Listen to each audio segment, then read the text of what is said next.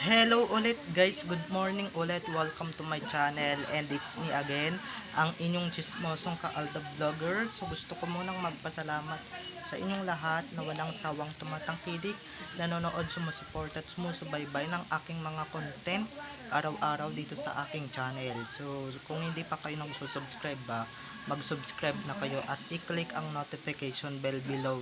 Kahit ADN man kayo or basher, welcome kayo dito sa channel ko. So, eto wag ninyong babaktawan o lalaktawan tong ating content for today's video. I'm sure na hindi ninyo pagsisisihan na pinanood nyo to mula umpisa hanggang hulihan. And syempre, i-share nyo to sa mas nakararami pang mga um, mga viewers dito sa social media. Okay? So, eto, dumako na tayo sa ating main topic for today's video. Ang kapal ng mukha nitong duling na to, no? Akala mo kung sinong makapagmura ng tao. Diba? Dami pa namang mahanga sa kanya, dami pa namang umiidolo sa kanya, pero tignan nyo naman, nagmumura. Pero parang feeling ko na si Tisoy ang pinagmumura niyang lalaki na yan. Diba? Siyempre wala nang iba, kundi yun lang. Diba? Affected yan sa issue. So ito na guys, watch this. Mamaya ipapaliwanag ko sa inyo ng buong buo. So ito na guys, watch this.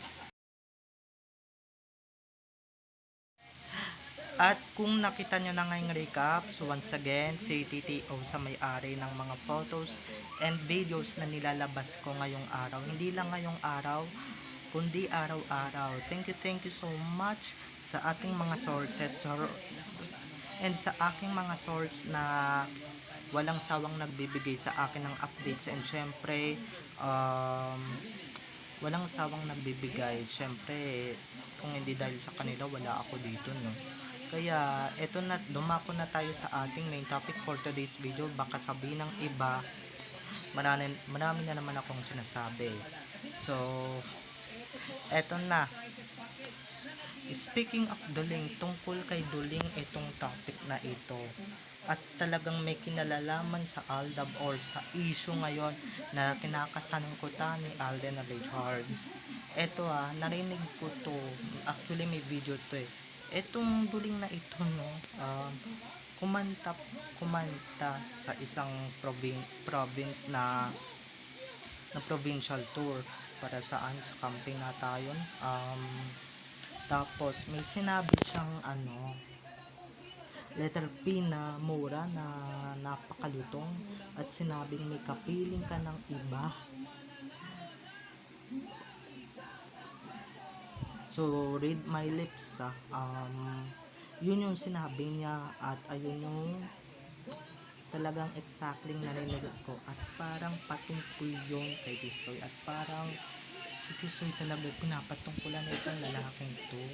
Ano yan, affected much sa issue, affected sa mga nangyayaring salswela, sa mga issue ngayon. Ikaw seryoso may mga ganun, para sa amin wala lang yun.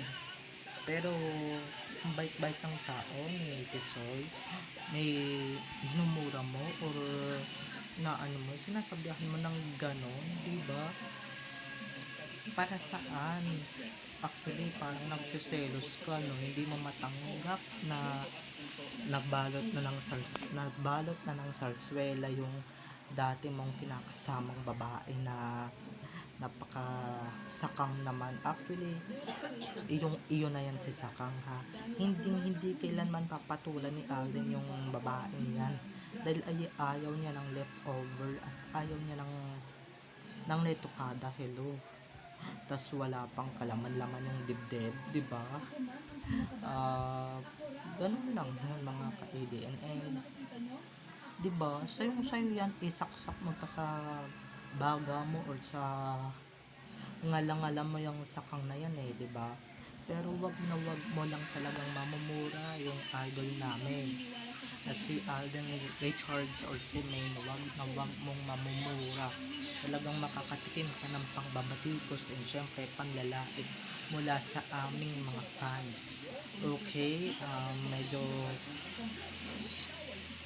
ano lang tayo ha, tahimik lang tayo dito, and syempre alam niyo naman yung mga issue na yan, ayo ayokong i-vlog pero kailangan kong i-content at kailangan kong ikwento para sa ganun magising yung mga fans niya, nakakakonti na lang o onti na lang na umiidolo dyan sa ano na yan, sa duling na yan, and syempre parang magising sila sa katotohanan na hindi tama yung iniidolo nila. Ganyan ba yung iniidolo ninyo? Ganyan ba kadumi ang bunganga um, ng iniidolo ninyo? Palibhasa kasi, di ba?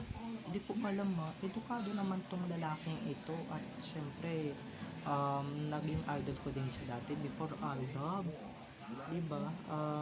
At I'm sure marami ditong naging fans yung duling na yan noon. Hindi ko akalain na ganun pala ano yung bunganga yun, ganun pala ka dumi, ganun pala ka bastos, di ba? Sana kumanta ka na lang, hindi yung umangka pa, hindi ka pa yung nagmura ka pa, no? Parang pinapakita mo lang na talagang dapat lang talagang hiwalayan ka ni Sakang, at hiwalayan ka at deserve mo yan, at sana hindi ka nabalikan dahil may iba na siyang mahal, diba? At oops, may ibang boyfriend si Sakang, ha? Hindi yung si Tisoy. Naku, hindi yun papatulan pa ulit-ulit tayo, at never niyang papatulan yun, never papatulan ni Tisoy yun, diba? At noon pa niya sinasabi na retokada lang yun, okay? At medyo ano lang yun, yung lugar pala na pinag-performan niya noon nitong ni Duling sa Tagum. Alam niyo ba yung Tagum? Diba? Ano kayang masasabi, mga reaksyon ng mga viewers na nanonood doon, na keso, diba, magmura, nakabastos ng bunganga, diba, mumurahin mo yung tao na wala namang kasalanan, at idinadawit ninyo sa issue ninyo kung ba't kayo naghiwalay, diba? Malamang nakikita ko na ngayon kung ba't ka hiniwalayan.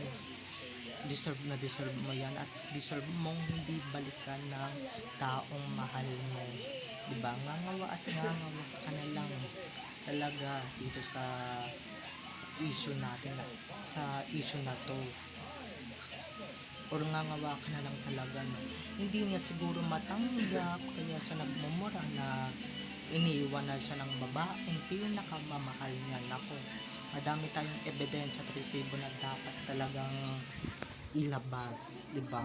Medyo nalilis tayo ng konti, pero may kinalalaman ko sa Aldab, kasi nga si Alden ang nadadawit sa issue ng hiwalayan, diba? Sa hiwalayan issue kuno, pero ito lang ang sasabihin ko, marami nang nata-turn off dyan. Kung mahanap naman yung video, ay naku, at kung ako na-send ko sa inyo yung video na yan, talagang mata-turn off at mata-turn off kayo sa bunganga ng idolette na si DJ, diba? Ito dapat ang hindi tularan na tao, diba? Kung may makadiyos, may alam nyo na yun, ha? Na kalaban ni God, na kalaban ng Diyos, na diba, napakasasama ng ugali. May mga ganyan palang tao, pinapakita mo lang talaga na halatang hindi ka nakapag-aral, hindi ka nakapagtapos, hindi ka nakapag diba, noon nga hirap na hirap ko sa buhay, tapos ganyan, nagyayabang ka na ngayon, diba? Nagpumura ka na ngayon. Ay nako, bagay na bagay sa yung bumagsak ang career dahil dito sa video na ito. Nako, bad image yan sa'yo. And syempre, baka nagagalit siya kasi nga may totoo ng boyfriend, sa totoong buhay, yung si Sakang na na si ayoko na lang pangalanan, basta KB yung ano niya, kitang kita ko yung mga past videos nila, paano niya ambaan ng sasapakin si KB, tratuhin yung mga fans niya, 'di ba? Ganun ba yung idolo ninyo? Halos aso kayo kung ituring, nahahawakan kayo sa ulo bago magpa-picture, 'di ba? Kasi Alden hindi ninyo makikita yan at never niyang gagawin kay Main yung sasapakin at syempre aambaan, 'di ba? Parang yung mga walang kamodo-modong mga ano dyan, mga tao o mga person, kaya hindi sila umaangat sa buhay, 'di ba? Ako nagre-real talk lang, ewan ko lang kung may matatamaan sa mga sinasabi ko, 'di ba? Kung matamaan man kayo, umilab-ilab na lang kayo, okay? Not to mention other names, ha? Basta tong topic at issue na ito patungkol lang sa kanya to. At I'm sure guys, mabibigla din kayo sa mga sinasabi at kwento ko dito at talagang ma-turn off kayo dito. Okay lang naman kahit na i-bash ako ng mga KN fans, 'di ba? Wala naman akong pakialam, wala naman akong paki dyan sa mga yan, basta ako naglalabas lang ako kung ano talaga ang tunay na ugali ng other half ng Katniel noon na si Daniel Padilla or si DP, 'di ba?